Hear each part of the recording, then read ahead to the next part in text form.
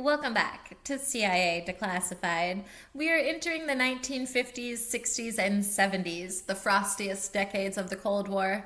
Behind the Iron Curtain, the Soviet grip on Eastern Europe was absolute, or so it seemed. In Poland, a spirit of defiance was simmering beneath the surface of state-mandated breadlines and secret police surveillance. The agency knew that while they couldn't fight a hot war in the streets of Warsaw, they could win a war of information. We are standing in an era where the radio was the only window to the West, and a mimeograph machine was a revolutionary's most potent weapon. They looked for the cracks in the monolithic walls of communism and found them in the hands of poets, workers, and underground publishers. We are stepping into a world of dead drops and invisible ink, where a single smuggled pamphlet could be more dangerous than a tank. This was the long-term commitment to free Poland. This was AEPOLE. How did this operation get its name? The designation AEPOLE was an agency cryptonym assigned to the Polish Theater of Operations. The AE prefix was the digraph used by the agency during this era to denote operations specifically targeting the Soviet Union and its satellite states in Eastern Europe. The suffix Pole was a straightforward geographic and ethnic identifier for the target of the operation, the people and the state of Poland. It was a designation that reflected the agency's strategic focus on empowering the Polish resistance as a primary lever against Moscow. AEPOLE was the agency's multi-decade lifeline to the Polish underground. AEPOLE was a major covert action program designed to provide financial, technical, and logistical support to anti-communist dissidents and the Solidarity movement. A quote from a declassified 1958 operations memo: "Our objective is to maintain a viable internal opposition that can challenge the legitimacy of the regime without triggering a direct Soviet military intervention." End quote.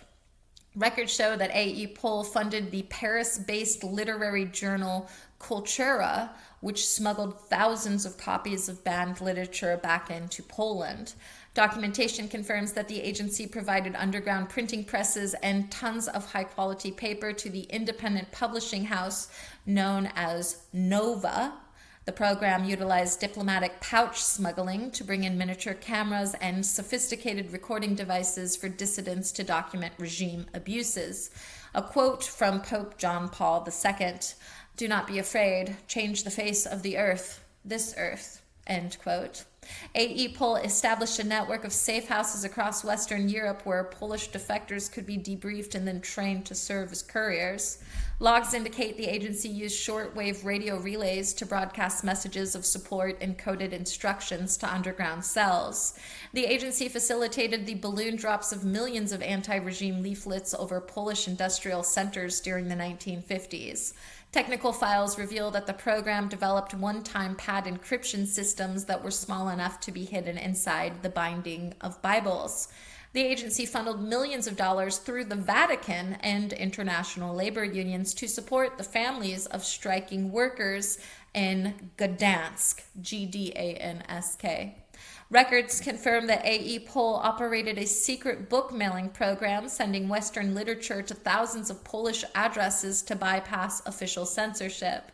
Documentation proves the agency trained Polish dissidents in passive resistance techniques and the art of staying one step ahead of the Służba Bezpieczeństwa. I might be butchering that. It's the Polish secret police. It's two words, Sluzba. I know that's Służba, but I don't know about the second word. Bezpieczeństwa, and I do have Polish friends, but I'm not going to call them to ask how to pronounce it. So it's the Polish secret police, everybody. Memos reveal that AEPOLE utilized front companies in West Germany to purchase office supplies and photocopiers for the underground movement. The agency established a psychological warfare division that analyzed the speeches of Polish leaders to find contradictions to exploit in underground newspapers. A quote from a redacted Solidarity leader: "It is not possible to lead a people without the people's consent." End quote. Records show that AEPOLE supported the Flying University, an underground educational network that taught Polish history and culture forbidden by the state. Ledgers confirm the purchase of miniature photocopying equipment that could be disassembled and hidden in ordinary household appliances. The agency orchestrated a letter-writing campaign from Western academics to Polish prisoners of conscience to provide them with international visibility. Documentation confirms that the agency developed counterfeit state documents to help high-level dissidents move freely through the country. Technical files indicate the use of invisible dye markers on regime-issued currency to track the flow of black market goods. Records prove the agency established listening posts along the Polish border to intercept and decrypt internal security transmissions. Agency records confirm the use of aero caches, where supplies were dropped at precise coordinates in forest for pickup by dissident couriers. The CIA provided encrypted machines to the Solidarity headquarters to allow for secure communication between different regional chapters. Memos indicate that the agency coordinated with the AFL-CIO to smuggle heavy-duty printing equipment disguised as humanitarian aid. Documentation shows that the agency used propaganda balloons launched from West Germany that utilized time-release mechanisms to drop leaflets over target cities. The program employed deep-cover couriers who traveled on legitimate Swedish trade visas to move microdots across the border. Records show that AEPOLE provided the underground with burst transmitters that could send a minute of audio in a few seconds to avoid detection by radio direction finders. Internal ledgers confirm the agency subsidized the travel cost of underground leaders to attend secret meetings in neutral Sweden. Reports indicate that the agency used chemical sensors to detect the presence of secret police bugging devices in dissident safe houses. Documentation confirms that the CIA operated a clandestine radio station known as Radio Solidarity that successfully jammed regime broadcasts during the imposition of martial law. Records reveal the creation of dummy organizations in Switzerland to launder the financial support destined for the Polish Catholic Church's welfare programs. A quote from a declassified 1982 intelligence estimate: "The underground has now achieved a level of sophistication where the state can no longer effectively monitor its internal communications." End quote. The agency utilized dead drop spikes, hollowed out metal bolts, to hide microfilm in public parks in Warsaw. Documentation proves the agency provided thermal imaging cameras to dissidents to help them detect secret police surveillance teams in unlit corridors. Technical files show the use of signal masking software on primitive computers to help dissidents hide their digital footprints on early state networks. Records confirm the agency sponsored underground art exhibitions that featured coded anti-regime messages in the artwork. Memos describe the use of invisible ink pens disguised as ordinary fountain pens for use in high-security prison correspondence. The program supported the Committee for Social Resistance by providing them with secure medical supplies for injured protesters. Records prove the agency analyzed the metabolic stress markers of imprisoned dissidents to gauge the effectiveness of state interrogation techniques. Documentation reveals the use of homing beacons hidden in shipments of paper to ensure they reached the correct underground presses. The CIA coordinated with French intelligence to provide escort teams for high-ranking defectors escaping across the Baltic Sea. Ledgers show the agency funded the creation of alternative history textbooks to be used by the underground education network. Records confirm the use of sound-baffling material for basement printing rooms to prevent the noise of the presses from reaching the street level. Declassified budgets reveal the agency purchased over 10,000 miniature mimeograph machines for distribution throughout the Eastern Bloc. Records confirm that the agency developed a specialized microfilm reader disguised as a standard pack of cigarettes.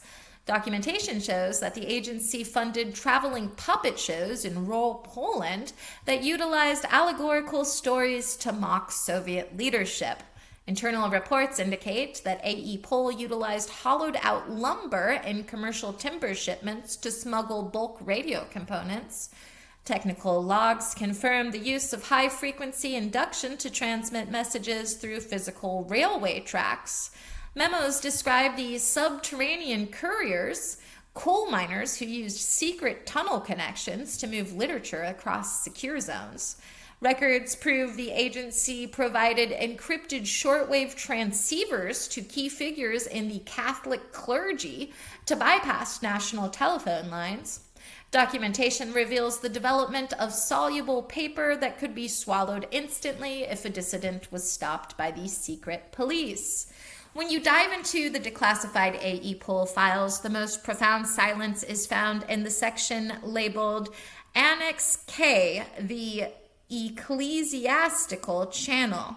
This section contains the most redactions in the history of Polish Cold War reporting, with nearly 300 pages reduced to a sea of black ink. Deep in the shadows of those black boxes, a theory of ultimate infiltration has taken flight. Some whisper that the agency placed a deep cover mole within the highest reaches of the Polish Catholic Church, someone who sat in the private councils of the bishops. They argue the redactions hide the identity of a priest agent who provided the agency with the most sensitive internal assessments of the regime's stability, turning the pulpit into a listening post. The air gets heavy when you consider the direct action files. Some speculate that AEPOLE wasn't just about leaflets, it was about structural weakening. The conspiracy suggests that the redactions hide the data on industrial sabotage operations, clandestine missions to subtly break the Polish electrical grid and transportation networks to fuel public anger against the regime's incompetence and trigger the collapse of the infrastructure from within. There is a rumor circulating among historians regarding the Food Security Annex. Speculation exists that the redactions hide a project to artificially induce food shortages by manipulating international grain markets and supply chains.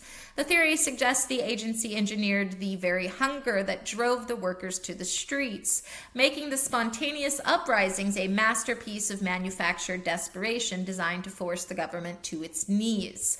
A darker theory posits that the redactions in Annex K hide evidence of a failed plot to assassinate Soviet-appointed leaders during their visits to Warsaw. Theorists believe the black ink conceals a sniper cell program that was operational but never triggered, kept in reserve as a last resort should the Polish military ever decide to side with the protesters. An even more eccentric conspiracy emerging from the redacted Navy logs involves Project Aqua.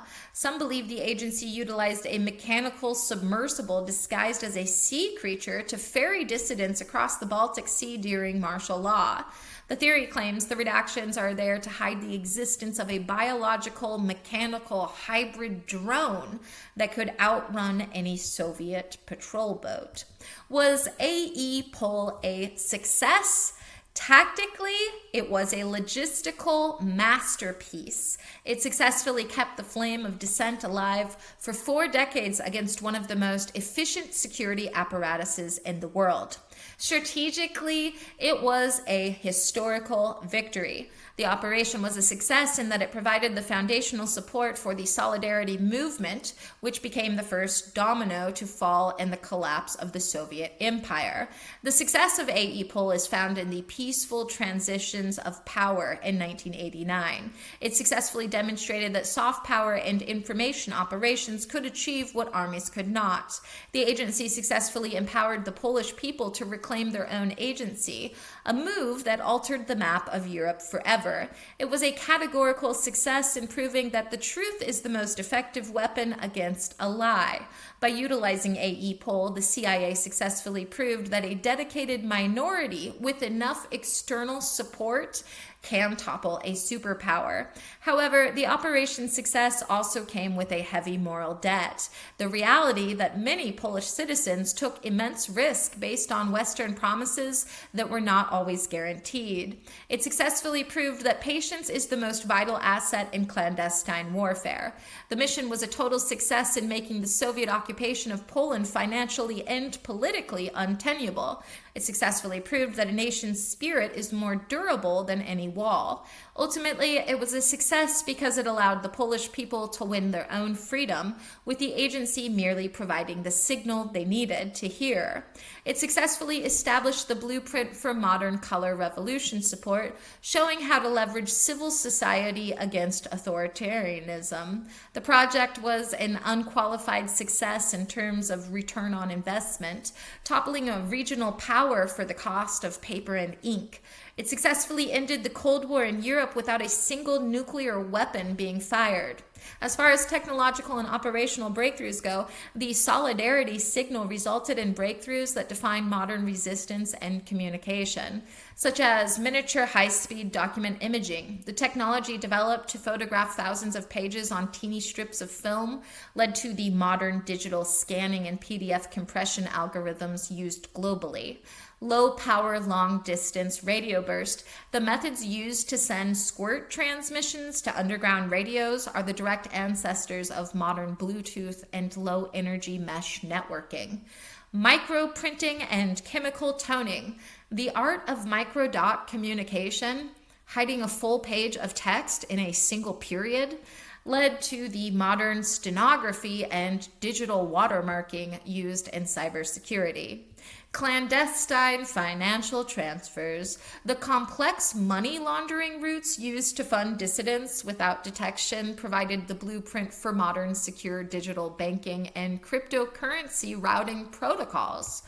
AEPOLE reminds us that freedom is not a gift, but a frequency that must be tuned into. The Solidarity signal proved that the agency's greatest weapon was not its secrets, but its ability to connect those who shared a common dream. The printing presses are now in museums, and the safe houses are now cafes. But the legacy of empowered dissident remains the heartbeat of the modern world. We are still living in the echoes of that signal, and the way we use social media to bypass censors, and the way we organize against the grain of the state. The victory of the Polish underground was a victory for the idea that information cannot be caged. The signal has not faded. It has merely become the background noise of a global movement for autonomy. Every time a citizen uses their phone to document an injustice, they are using a tool that was first forged in the basements of Warsaw. The story of Poland is the story of a signal that refused to be jammed. We must remember that the strongest walls are those built of silence, and the loudest weapon is the word that breaks it. In the end, the signal was not something the agency created, but something they simply helped the world finally hear. Thanks for listening. Stay safe, and remember, the truth doesn't need a loud voice. It just needs to be heard. Join us next time as we examine Hexagon. In the cold vacuum of space, the agency built a camera that mapped the world. We'll uncover the facts behind Hexagon, the satellite system known as Big Bird that used massive film canisters to map the Soviet military machine. It was a game of orbital mechanics, atmospheric reentry, and the ultimate vantage point of the Cold War. Join us next time for The Orbital Architect. In the meantime, I'll see you in the archives.